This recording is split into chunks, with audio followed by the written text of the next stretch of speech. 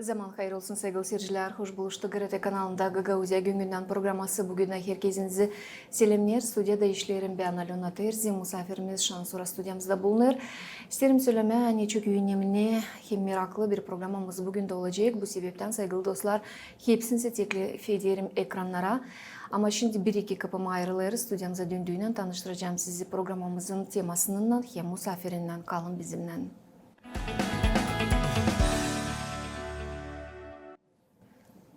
Sevgili dostlar, söylediğim meraklı hem önemli bir temamız bugün de açıklanacak. Stüdyamızda isterim söyleme. Bugünlerde Gagauzya Maria Maruneviç adına Bilim Araştırma Merkezi'nde geçti önemli bir kağıdın prezentasyası. Bu kağıtta toplu materyaller, anıları faydalı olacaklar öğrenicilere hem studentlere adine, değilse de onlara adine, sıralanmış insanlara adine ama bütün bilim ortamına adine, hepsi yaşayanlara adine, kimistler daha derinden, daha genişten, daha çok informasiya bilmeye, Gagauzların historiası için, Gagauzların adetleri için, Gagauzların kültürası için. Ben bu temaya daha bir sırada alacağız bizim misafirimizle. Misafirlikte bizde bugün bulunur. Gagauzya Bilim Araştırma Merkezi'nin bilim sekreтерин görевлisi Виталий Бойков. Виталий Евгеньевич, добрый день. Добро пожаловать к нам в студию. Виталий Евгеньевич вкратце сказала нашим телезрителям о том, что был презентован этот сборник обзорно-тематических лекций по истории гагаузского народа. Хочу показать еще раз нашим телезрителям этот сборник. Виталий Евгеньевич, насколько все сообщество, научное сообщество было, сплотились вокруг этой идеи, чтобы создать такой сборник, и насколько он был необходим, и его ждали в обществе. Zaman hayır olsun. Добрый день, уважаемые зрители. Спасибо за то, что пригласили в студию, чтобы представить более широкой аудитории результаты многолетнего труда научно-исследовательского центра и партнеров, которое было направлено на то, чтобы издать то издание, которое сегодня имеет возможность получить к чтению, к работе любой преподаватель системы образования Гагаузской автономии, учащиеся колледжа, Камрадского госуниверситета, учащиеся лицейского уровня. Это те, на кого прежде всего акцентирован был данный сборник, данное издание. Почему? Потому что манера, уровень изложения материала по истории гагаузского народа в данном сборнике, он носит, если можно сказать, академический характер. То есть здесь детально рассматриваются важные события из истории и культуры гагаузского народа, которые влияли и продолжают влиять на процессы развития гагаузского народа.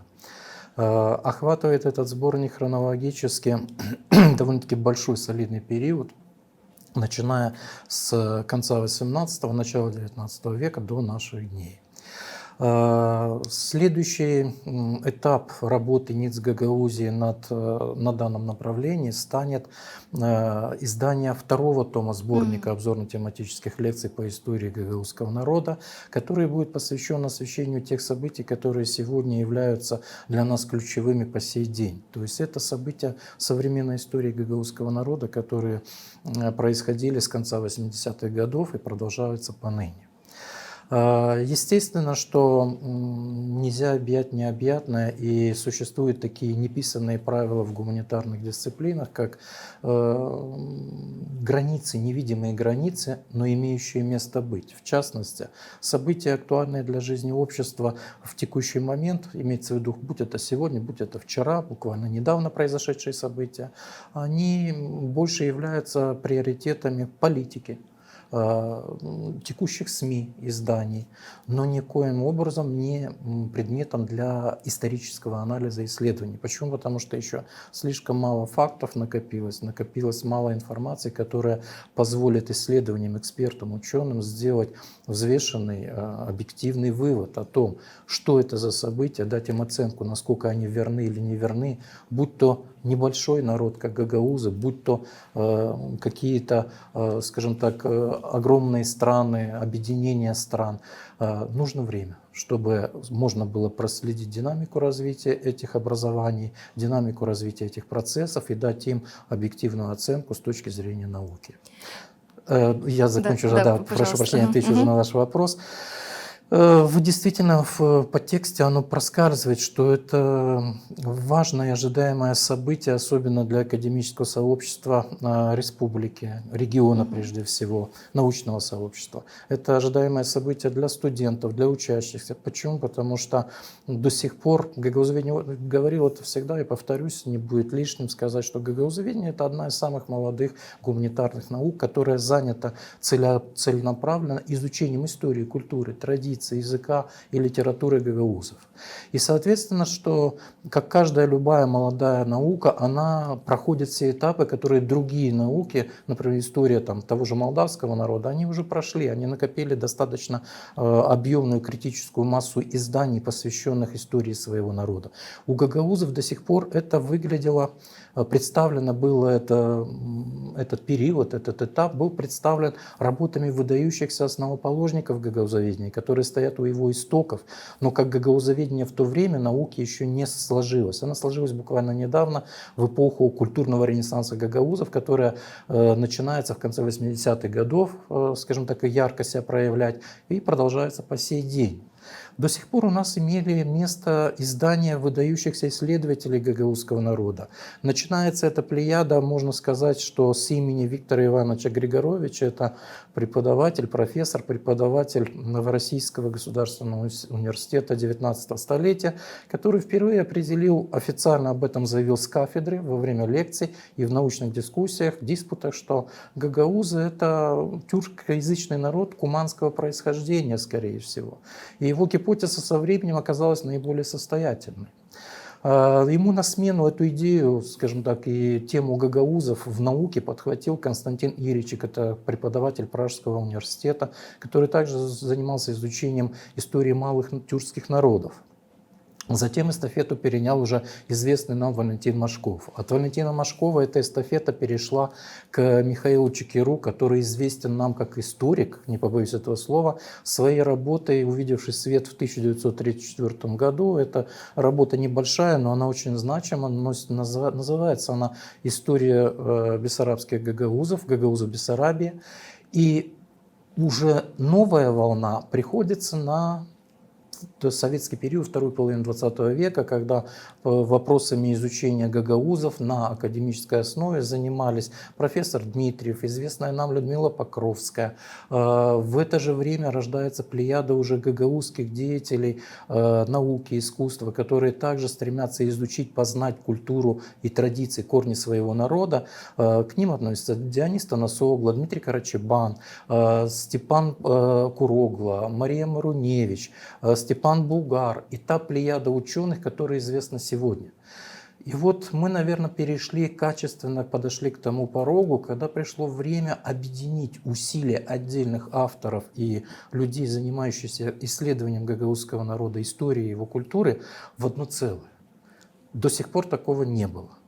Поэтому работа заняла много времени. 4 года плодотворная работа. Сначала вышел блок видеолекций по истории гагаузского народа, организованный научным центром. Преследовались цели очень простые. Дать возможность, используя современные методологии, дать возможность большой аудитории, студентам, преподавателям узнать о гагаузском народе в доступной, интересной форме и узнать те факты, события, которые были произнесены из уст ученых, которые опробировали свои теории, свои взгляды на уровне международных публикаций, авторских изданий, посвященных истории гагаузского народа. Это не то, что мы можем найти где-то на сайте информацию, задаваясь вопросом, насколько она достоверна. Здесь источники достоверны. Это все люди, которые имеют довольно-таки серьезные имена в науке, особенно в гагаузоведении. И эти люди, конечно, им можно верить, как говорится. Второй этап, это стало, когда уже были представлены научным центром на сайте, любой желающий может ознакомиться с этими видеолекциями, и они присутствуют в этом издании как раз. Да, вы Да. начали говорить, я открыла страницу, чтобы наши вещатели нам показали эту страницу. В конце книги каждый желающий может с помощью QR-кодов современных гаджетов, которыми мы сегодня все пользуемся, увидеть эти видеолекции, послушать, проанализировать, если нужно, а если необходимо, и использовать их в образовательных целях в учебных заведениях того или иного учебного заведения гагаузской автономии, будь то лицей, колледж колледж или университет. Совершенно верно. Да. Более того, эти лекции, они будут интересны и познавательны для всех, кто впервые получает доступ к информации о гагаузах, хотел бы с которой ознакомиться. И будь то человек находиться будет у нас в регионе, в стране, за ее пределами, он может это свободно, доступно сделать. Второй этап этого проекта как раз касался издания сборника. То есть те лекции, видеолекции, которые представлены в нем, объединены вот в таком издании. Здесь представлены лекции обзорно-тематические по истории гагаузского народа всех, можно, не побоюсь этого слова, всех значимых фигур в области научного гагаузоведения, известных сегодня на территории Республики Молдова, то есть представленные на национальном пространстве нашей страны. Это Виктор Иванович Цверкун, это Иван Иванович Думиника, это Степан Степанович Булгар, это Виталий Иванович Сыров, это Диана Никогла, это ваш покорный слуга. Это научный исследователь, сотрудник НИЦ Гагаузии с богатым преподавательским опытом и с исследовательскими навыками и практиками Светлана Романова. То есть, как видим, список довольно-таки широкий. Более того, скажу, что на территории Молдовы нету, наверное, больше тех гагаузоведов, людей, которые занимаются изучением истории языка генезиса гагаузского народа, которые не были бы включены в этот сборник. То есть они есть, и это радует, что люди пишут, люди ищут, люди находят и публикуют. Но сюда, в этот сборник, вошли пока лекции именно людей, которые занимаются историей в области гагаузоведения. И эти люди уже имеют богатый опыт за плечами публикации и разработки тех или иных направлений в гагаузоведении, которые выдвигают свои теории, доказывают их архивными данными, археологическими данными. И эти люди, как я уже сказал, могут стать, они стали уже авторитетными источниками в деле изучения истории гагаузского народа, как подрастающим поколением, так и теми, кто интересуется этим направлением в науке. Виталий Евгеньевич, мы были на презентации данного издания, и один из составителей, Иван Думиника, дал нам небольшое интервью. Я сейчас хочу предложить, чтобы мы вместе просмотрели данное интервью, а потом мы продолжим наш разговор. Скажу, как сотрудник Министерства образования и исследований, так как с 2018 года у нас имплементируется куррикулум по истории, традиции и культуры гагаузского народа с 1 по 4 класс, а с 2024 года куррикулум разработан и имплементируется во всех 45 учебных заведениях по истории, традиции, культуры гагаузского народа. Поэтому для учителей прежде всего нужна помощь, имеется в виду дидактический материал. И этот сборник тематических лекций направлен помочь учителям в их преподавательской деятельности. Очень важно, и это отмечу, что этот сборник на 2 языках. То есть на русском и на гагаузском языке. Почему? Потому что этот предмет, история, традиции, культуры гагаузского народа, он дает еще один час к изучению на родном языке предметов. И прямо можно с завтрашнего дня, чтобы эта книга была на столе у каждого преподавателя, потому что, материалов в нашей сети в последнее время очень много, но материалов, которые именно основаны на архивном, источниковедческом и документальном базе, очень мало. И поэтому мы вместе с другими авторами попытались собрать. Если вы посмотрите даже список, то вы увидите там такие, то есть люди, которые известны каждой в своей сфере, которые имеют роль в изучении истории гагаузского народа. Тематика история, тематика культура. потому что эта книга, почему и часть на русском языке, она не только для учеников гагаузского происхождения. В гагаузской автономии у нас есть, значит, 8 учебных заведений, где преподается история, традиция болгарского народа. И в куррикулуме за 2024 год мы предвидели там, что должно быть 25% интеркультурализма, то есть узнаем друг друга. И поэтому учитель другого предмета, имея в виду вот история, традиция, культура болгарского народа, украинского народа, русского народа, евреев, должен будет откуда-то черпать информацию по истории гагаузов. И поэтому эта книга как никогда лучше поможет ему в подготовке своих уроков перед учениками. Кроме того, если мы говорим уже о других уровнях образования, университет, поэтому мы часто называем, да, это как лекции, тематические лекции. Это, опять же, в помощь и преподавателям, и университетских. Это и в контексте того, что сейчас Министерство образования и исследований в августе впервые запускает курсы повышения квалификации по истории, культуры и традиций гагаузского народа. 3 месяца будет идти. И общеизвестно, что этот предмет преподают в основном учителя-филологи. Поэтому сразу встает вопрос, как помочь этим учителям-филологам. Поэтому историки приходят на помощь, то есть дают вот этот материал, который просто можно будет уже применять в своей практической деятельности. Очень четко разложил Иван Иванович образовательные цели данного издания. Виталий Евгеньевич, насколько сегодня важно, чтобы вся та категория лиц, которая может использовать это пособие, историю гагаузов изучала через образовательное издание. А мы одним словом можем сказать, что это образовательное издание. Ну, данное образование, Иван Иванович, да, очень грамотно все отразил с позиции именно системы образования, как это будет имплементировано в учебно-образовательный процесс. Хочу только, наверное, добавить, что данное издание носит научно-образовательный характер. В чем разница? Дело в том, что если образовательные учебники, которые научно-исследовательский центр разработал и издал для учебных заведений автономии, они ориентированы именно на учащихся определенного класса, определенного уровня, то данное издание, оно стоит как бы над этим. Оно охватывает, может быть полезным в любом классе, начиная, я считаю, после 4 класса, когда детки уже понимают те вещи, которые упоминаются в данном сборнике лекций, их смогут что-то подчеркнуть для себя осознанно.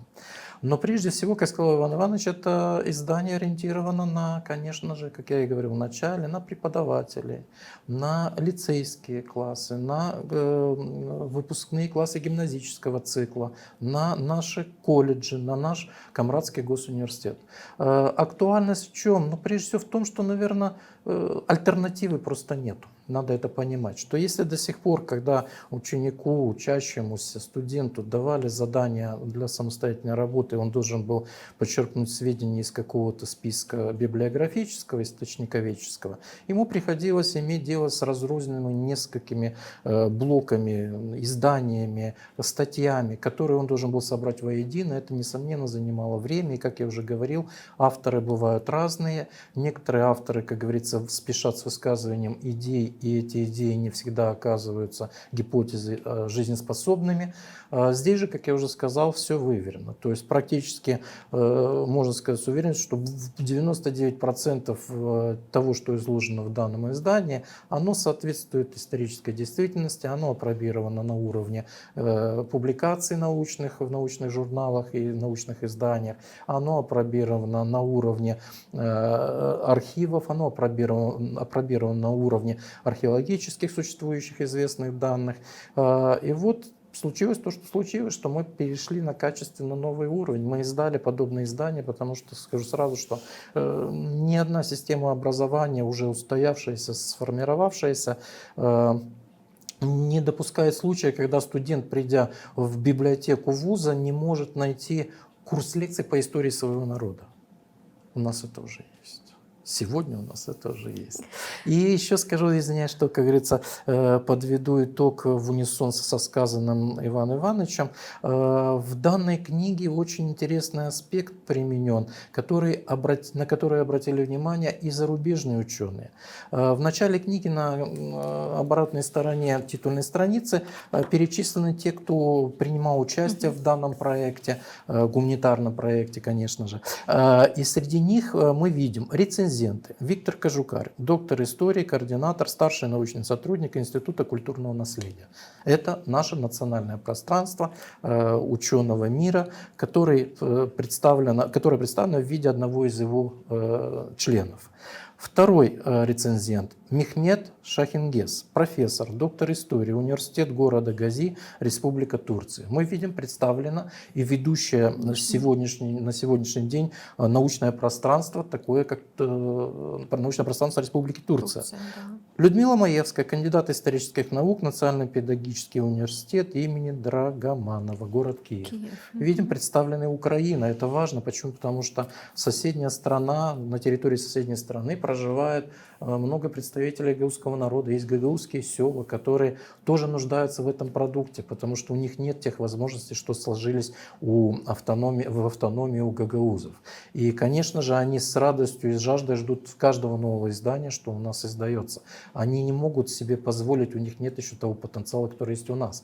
А вот научное сообщество Украины в лице Маевской, оно отметило важность того, что издан такой сборник, что он издан на 2 языках. И она в своей рецензии так и отмечает, что важно то, что данный сборник издан на гагаузском языке. Это стимулирует более глубокое изучение гагаузского языка. Учителя, которые преподают, как сказал Иван Иванович, это учителя гагаузского языка и литературы, преподают историю, культуру, традиции гагаузского народа, они часто просто не всегда владеют нужной терминологией на качественном уровне. Здесь они могут использовать уже готовые материалы, изложенные на научном уровне, на гагаузском языке, использовать его в своих лекциях, использовать его, давая задания своим учащимся. Виталий Евгеньевич, чуть ранее вы перечислили ряд авторов, чьи научные исследования вошли в этот сборник. Насколько сложно было собрать и систематизировать эти научные статьи? Спасибо за такой чтобы была профессиональный логическая вопрос. цепочка. Да, я вас услышал, прекрасно понял, о чем вы спросили.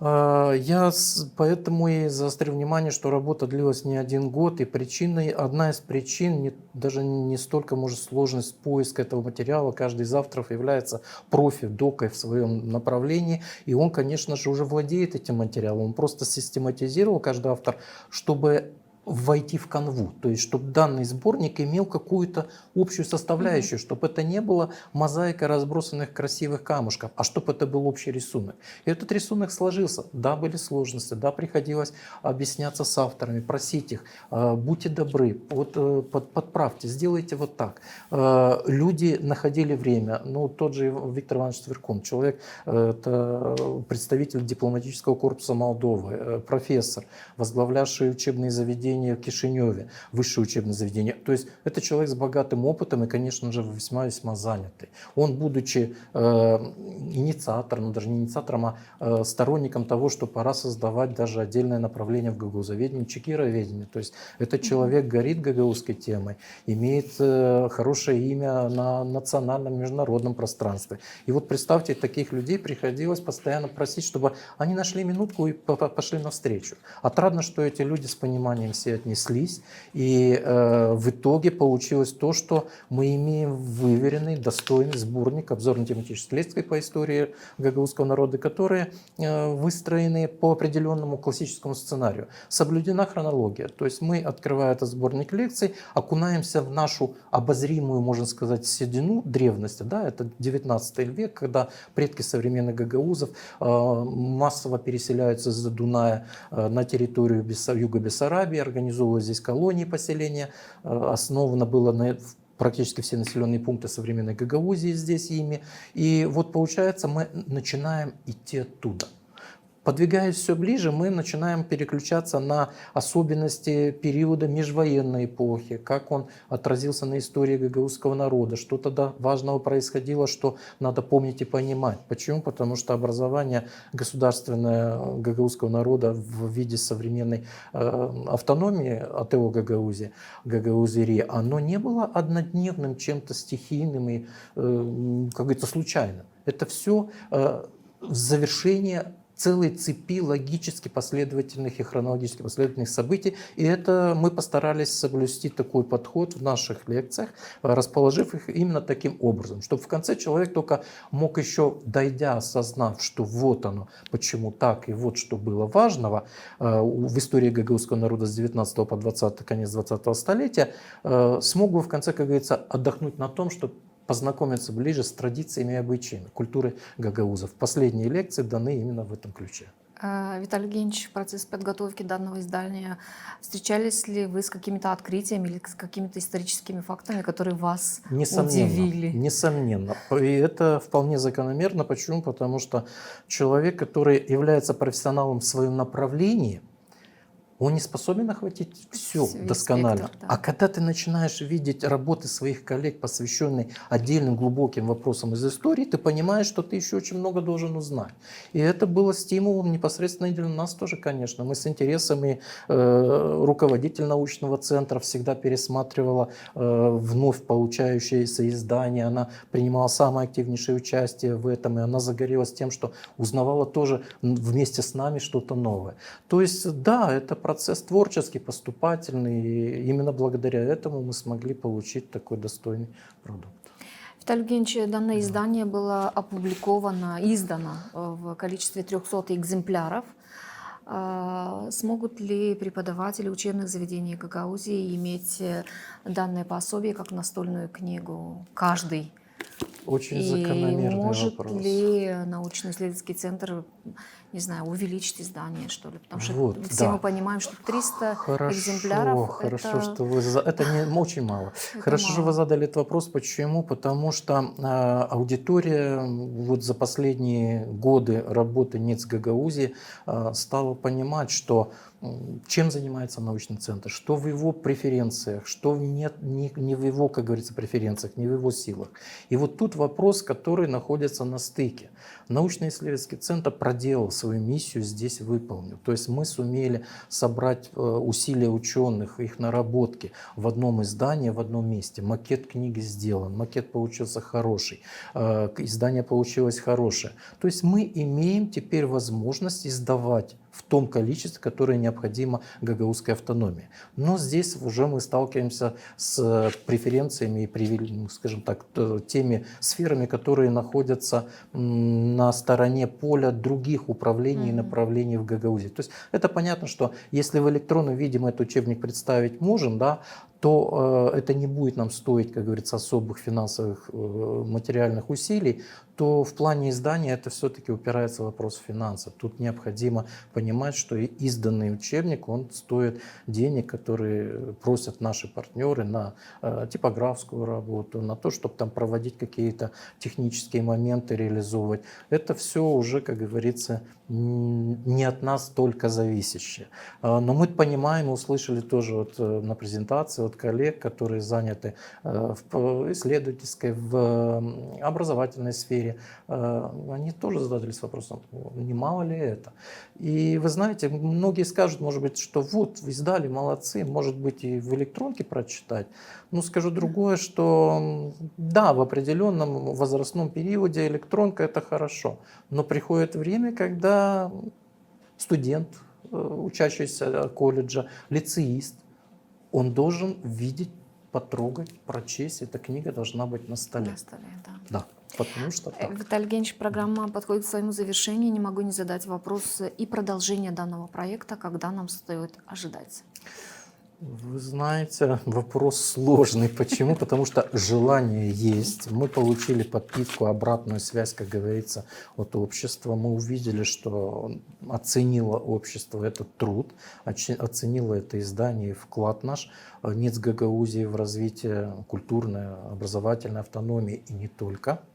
А теперь, Надо понимать, что тут, наверное, лучше вопрос задать моему руководителю. На руководителе НИИЦ, на Константиновой Ирине Анатольевне лежит много другой работы, которая тоже требует решений, внимания. А работа над подобным изданием – это работа коллективная. Но вы все услышали, что она сказала, что мы издадим. Значит, Будем она ждать. свое слово сдержит. Я благодарю вас, Виталий Евгеньевич. Saygılı seyirciler, tebrik aklınıza getiririm. Hani stüdyamızda misafir olarak bulundu Gagauzya Maria Marunevich adına Bilim Araştırma Merkezi'nin bilim sekreter görevlisi Vitaliy Boykov. Hepsinize derim sağ olasınız. Hani bizimle birlikteydiniz. Kalın sağlıcakla. Gelen buluşmalar GRT kanalında.